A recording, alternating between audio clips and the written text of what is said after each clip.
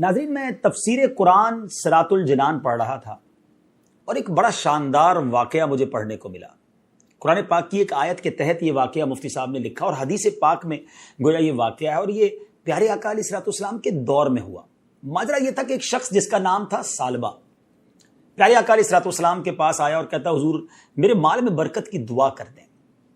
میں اس واقعے کا خلاصہ پیش کر رہا ہوں۔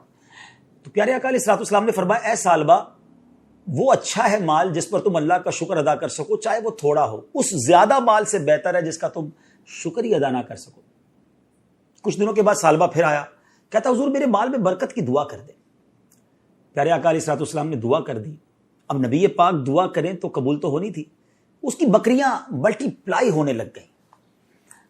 اب اتنی بکریاں ہو گئی کہ مدینہ منورہ میں جگہ ہی نہ بچی جہاں وہ اپنی بکریاں رکھ سکتا۔ وہ اپنی بکریوں کو لے کر شہر سے باہر جنگل میں چلا گیا۔ اچھا، مال تو بڑھ گیا، مگر پہلی محرومی اس کو یہ ملی کہ وہ نماز میں نہیں آتا، جماعت میں اور جمعے کی نماز میں بھی نہیں آ سکتا تھا۔ نبی پاک علیہ الصلوۃ والسلام نے پوچھا، ثعلبہ کا کیا حال ہے؟ صحابہ کرام نے کہا، حضور بہت پیسے ہو گئے، بڑا مال ہو گیا، اتنی بکریاں ہو گئی کہ اب مدینے میں جگہ ہی نہیں رکھنے کی۔ نبی پاک علیہ الصلوۃ والسلام نے فرمایا، ثعلبہ پر افسوس ہے۔ اب نبی پاک نے یہ فرمایا تو دیر از سم تھنگ رانگ۔ اب کیا ہوا؟ اتنی بکریاں بڑھ گئیں کہ اب جنگل میں بھی جگہ نہ بچی۔ پیارے آقا علیہ الصلوۃ والسلام نے صحابہ کرام کو آرڈر دیا کہ جاؤ اور لوگوں سے زکوٰۃ وصول کرو۔ صحابہ کرام زکوٰۃ لیتے لیتے ثعلبہ کے پاس پہنچے اور کہا کہ تم نے بھی زکوٰۃ دینی ہے۔ جب اس نے کیلکولیٹ کیا تو زکوٰۃ میں تو بہت ساری بکریاں دینی پڑ جاتی۔ کہتا ہے، مجھے تو یہ ٹیکس معلوم ہو رہا ہے، میں بعد میں بتاؤں گا۔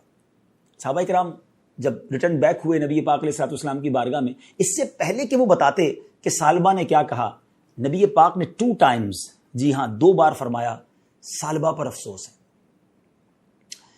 اب ثعلبہ کو پتا چلا کہ نبی پاک علیہ الصلوۃ والسلام ناراض ہو گئے۔ وہ آیا پیارے آقا کی بارگاہ میں، کہا، حضور معاف کر دیں، یہ زکوٰۃ لے لیں۔ مگر اس کے آنے سے پہلے قرآن پاک کی ایک آیت نازل ہو چکی تھی، اور ان میں کچھ وہ ہیں جنہوں نے اللہ سے عہد کیا ہوا ہے کہ اگر اللہ ہمیں اپنے فضل سے دے گا تو ہم ضرور صدقہ دیں گے اور ہم ضرور صالحین میں سے ہو جائیں گے۔ پھر جب اللہ نے انہیں اپنے فضل سے عطا فرمایا تو اس میں بخل کرنے لگے اور منہ پھیر کر پلٹ گئے، وعدہ خلافی کی اللہ سے۔ پیارے آقا علیہ الصلوۃ والسلام نے اس کی زکوٰۃ، اس کا مال قبول نہیں کیا، اسے ریٹرن کر دیا۔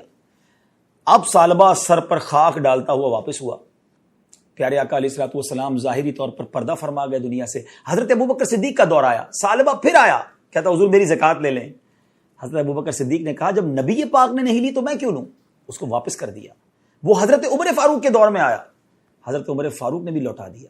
سیدنا عثمان غنی رضی اللہ تعالیٰ عنہ کے دور میں اس کا انتقال ہو گیا۔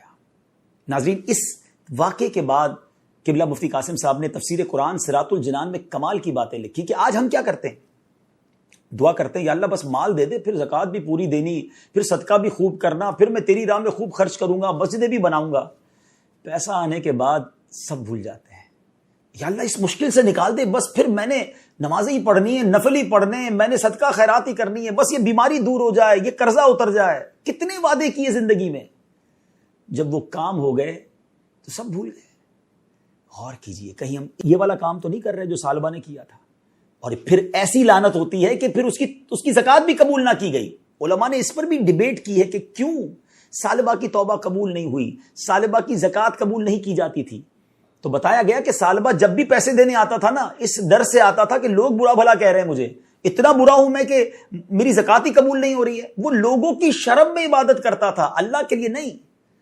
آج بھی کچھ لوگ ایسے ہیں کہ اس لیے نیکیاں کرتے ہیں، اس لیے حج کرتے ہیں، اس لیے زکوٰۃ دیتے ہیں، اس لیے قربانی کرتے ہیں، بڑے بڑے جانور لاتے ہیں کہ لوگ کیا کہیں گے اگر میں نہیں کروں گا، کنجوس کہیں گے لوگ۔ لوگوں کے لیے عبادت کرنی ہے؟ پلیز سوچئے گا، اللہ کے لیے عبادت کریں اور اللہ سے جو وعدہ کریں اسے پورا کریں۔ ہمیں رب نے بہت کچھ دیا ہے، جو دیا ہے نبی پاک کا وہ جملہ یاد رکھیے گا کہ وہ تھوڑا اچھا ہے جس کا تم شکر ادا کر سکو، اس زیادہ سے جس کا شکر بھی ادا نہ کر سکو۔ آخری بات کہہ کر گفتگو ختم کرتا ہوں کہ ایک بڑا پیارا کوسچن کیا گیا کہ ہمیں کیسے پتا چلے کہ یہ نعمت ہے جو ہمیں اللہ نے عطا کی ہے یا یہ ہماری آزمائش ہے؟ علماء نے بڑا پیارا جواب دیا کہ جو نعمت تمہیں ملے اور تمہیں اللہ سے قریب کر دے نا، سمجھ لو وہ نعمت ہے۔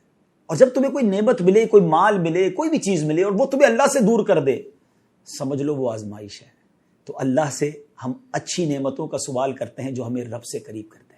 صلو علی الحبیب صلی اللہ تعالی علی محمد